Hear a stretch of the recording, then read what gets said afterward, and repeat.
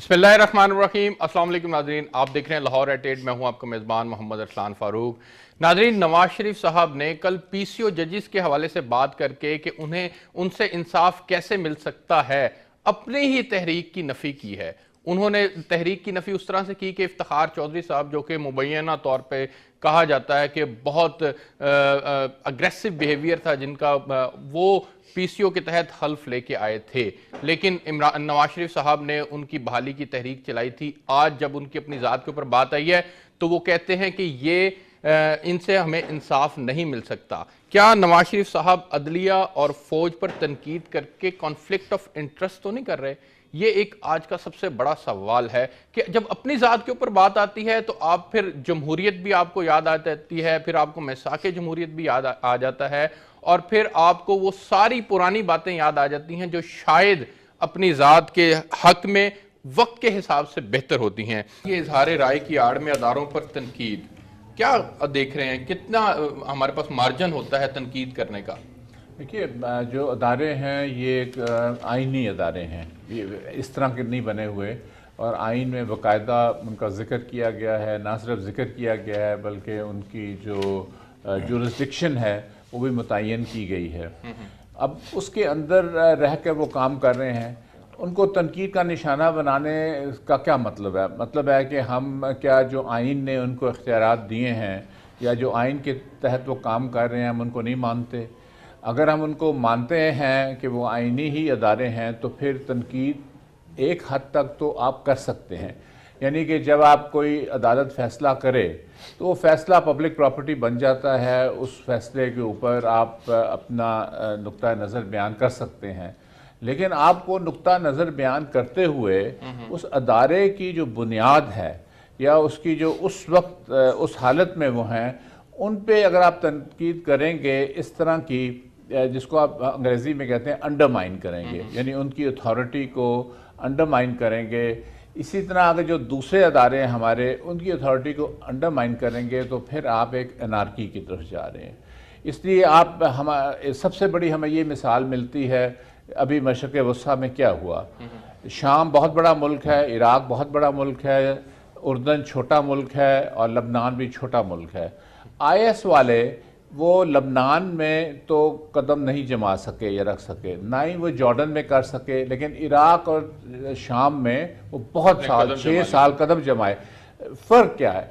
फ़र्क ये है कि जो जॉर्डन के, जो उर्दन के अदारे थे, और चाहे जुडिशरी हो, चाहे फ़ौज हो, चाहे उनका ब्यूरोक्रेटिक सिस्टम हो, और लबनान के, वो इंटैक्ट थे, वो उसी तरह थे। जबकि शाम और इराक़ के अदारे टूट फूट का शिकार हुए थे।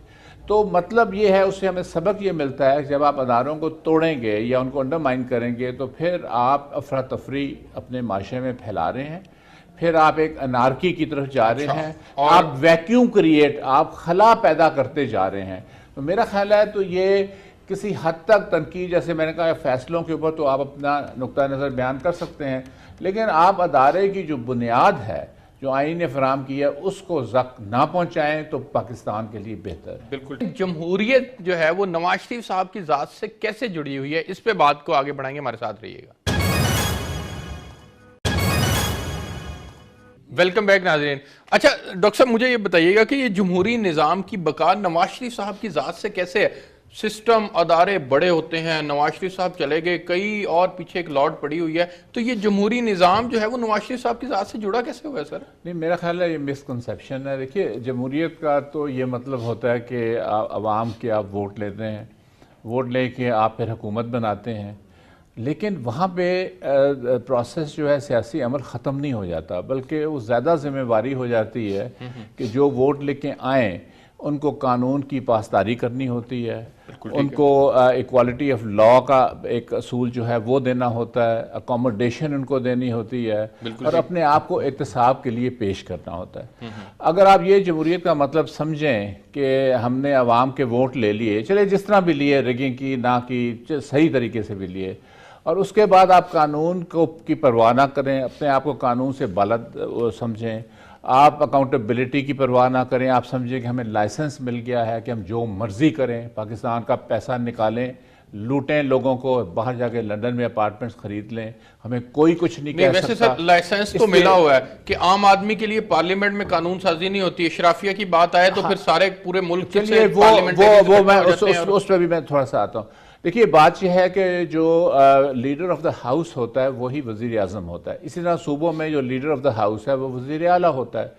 دوسرے لفظوں میں جو پاور بیس ہے آپ کا وہ آپ کی اسمبلیز ہیں، لیکن جب آپ اسمبلیز کی پرواہ نہ کریں، وہاں پہ آپ کوئی اہم قانون لے جائیں نہ، بلکہ خود بھی نہ جائیں فزیکلی، اور تو اس کا مطلب ہے کہ آپ وہ ادارہ جو آپ کو پاور دے رہا ہے، جو جمہور کی وجہ سے بنا ہوا ہے، اس کو آپ نیچا کر رہے ہیں۔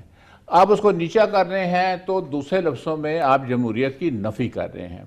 اس کے ساتھ ہی ایک بات جڑی ہوئی ہے، جیسے میں نے قانون کی بات کی، دیکھیے صدر نکسن ریکارڈ ووٹ لے کے صدر بنا تھا امریکہ کا، اس سے زیادہ کسی نے ووٹ نہیں لیے، لیکن جب واٹر گیٹ کا معاملہ آیا تو اس نے یہ تو نہیں کہا چونکہ میں نے بہت زیادہ ووٹ لیے تھے، میں نے ریکارڈ توڑا تھا امریکہ کی تاریخ کا، اس لیے میرے خلاف قانونی کارروائی نہیں ہو سکتی، کیونکہ یہ دو مختلف چیزیں ہیں۔ قانون کی پاسداری کرنا اور آپ الیکشن جیت کے آتے ہیں، یہ دو مختلف چیزیں۔ مجھے ایک بات بتائیں کہ جب ہم قانون کی پاسداری کی بات کرتے ہیں لیکن جب ہم سے کوئی غلطی ہو جاتی ہے تو پھر ہمارا بے رحمانہ احتساب بھی تو ہوتا ہے نا؟ نہیں وہ دیکھیے وہ تو آپ وہی پھر اداروں کی بات ہے۔ اگر آپ 5 ججز جو سپریم کورٹ کے ہیں، سب سے اعلیٰ عدالت تو وہی ہے، اگر وہ یونانیمسلی ایک فیصلہ دیتی ہے، ایک دفعہ نہیں 2 دفعہ، اور پھر جی آئی ٹی بھی بنتی ہے، وہ مختلف لوگ ہیں، تو پھر بھی ہم اگر ان کو کوشچن کریں گے تو میرا خیال ہے پھر ہم اداروں کو نقصان پہنچا رہے ہیں۔ تیسری بات میں یہاں پہ یہ کہوں گا جلدی سے کہ دیکھیے نواز شریف صاحب ٹھیک ہے، میں ان پہ کوئی نکتہ چینی نہیں کرنا چاہتا، کوئی میں سیاستدان نہیں ہوں، لیکن ان کی بنیاد تو ضیاء الحق تھا نا۔ مطلب یہ کوئی اس طرح تو نہیں آیا کہ نیچے سے ورکر تھے اور پھر وہ کسی سیاسی جماعت کے ممبر تھے اور پہلے وہ ڈسٹرکٹ کونسل کے ممبر بنے اور پھر اس کے بعد اسمبلیوں کے بنے، ان کو تو اٹھا کر وہاں پہ لگایا گیا تھا۔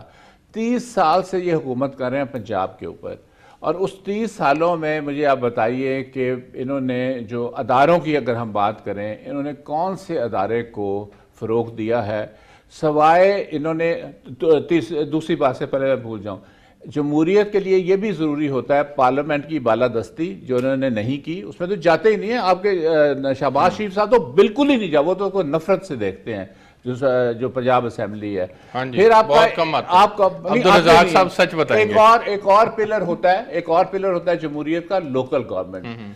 سپریم کورٹ کے بار بار کہنے کے بعد انہوں نے الیکشنز کروائے لوکل گورنمنٹ کے، پھر اس کو پاورز نہیں دی، بالکل صحیح۔ پھر جب عدالتوں نے پریشر ڈالا پھر ان کو فائنینشلی ان کو نہیں کیا، تو مطلب ہے تو یہ تو جمہوریت کے جو بیسک اصول ہیں یہ انہی پہ زخم پہنچا رہے ہیں، تو ان پہ پورا نہیں اترتے۔ بالکل ٹھیک ہے۔ اس عدلیہ کو انہوں نے بحال کروایا، جس عدلیہ کے لیے یہ انہوں نے جو ہے وہ لانگ مارچ کیا، آج وہ عدلیہ اس وقت وہی پی سی او کی تھی، لیکن جب اپنی ذات کے اوپر بات آئی تو اب یہاں پہ کہتے ہیں کہ جناب ان سے انصاف کی توقع نہیں ہے۔ آپ کے خیال میں یہ پریشر کر کے کانفلکٹ آف انٹرسٹ کی طرف نہیں جا رہے؟ کیونکہ میرے خیال میں یہ تانا دینا یہ مناسب نہیں ہے۔ پی سی او ججز وغیرہ، پی سی او سے ان کی مراد ہے جو جنرل مشرف کے زمانے میں، اس کے بعد جو لا آف نیسیسٹی کا پرنسپل ہے وہ ختم کر دیا، ججز نے خود ہی کر دیا۔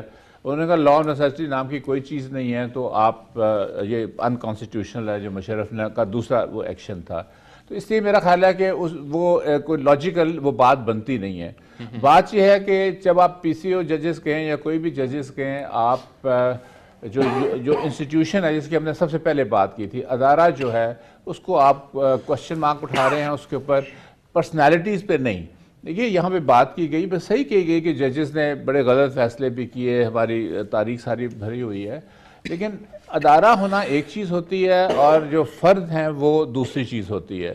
وہ کچھ فرد تھے، وہ ایک ادارے پہ بیٹھے ہوئے تھے، انہوں نے غلط فیصلے کیے جو بھی سارے کیے، لیکن اس کے بعد جب وہ اپنا ہی ریورس کرتی ہے سپریم کورٹ، جو ان کا پہلے نقطہ نظر تھا لا آف نیسیسٹی کا، اور اس کو وہ ریورس کرتے ہیں اور وہ کہتے ہیں کہ یہ نہیں ہو سکتا، تو میرے خیال میں پھر صورتحال تبدیل ہو جاتی ہے انسٹیٹیوشن کی۔ یہاں پہ میں ایک اور بات بھی کہوں گا، جو اسمبلی میں ابھی نے جو ڈسکوالیفیکیشن کا پھر سے حکومت نے اوور رائڈ اس کو کیا ہے۔